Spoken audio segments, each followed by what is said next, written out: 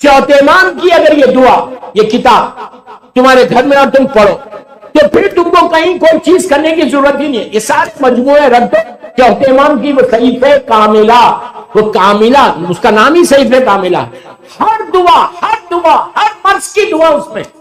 تو بہرحال آیت اللہ امینی کے ساتھ ڈیبیٹ ہو، انہوں نے کیا کیا کہ تم نہیں مانتے نا معصوم، تم خالی یہ کتاب پڑھو.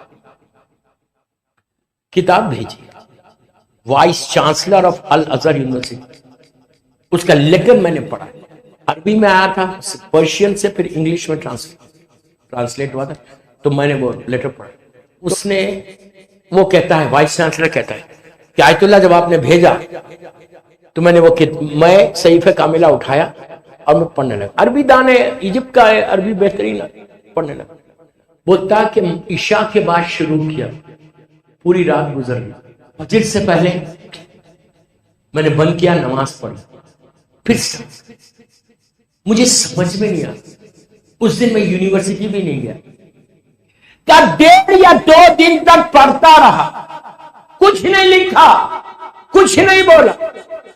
کہتا ہے کہ یہ کتاب پڑھنے کے بعد، یہ دعائیں پڑھنے کے بعد، I don't want to argue with you now. میں کوئی آرگومنٹ نہیں کرنا چاہتا آپ سے، میں ایک ہی بات بولنا چاہتا. یہ کتاب پڑھنے کے بعد اندازہ ہوا کہ یہ کوئی خاکی انسان ایسے نہیں مان سکتا معصوم کے علاوہ.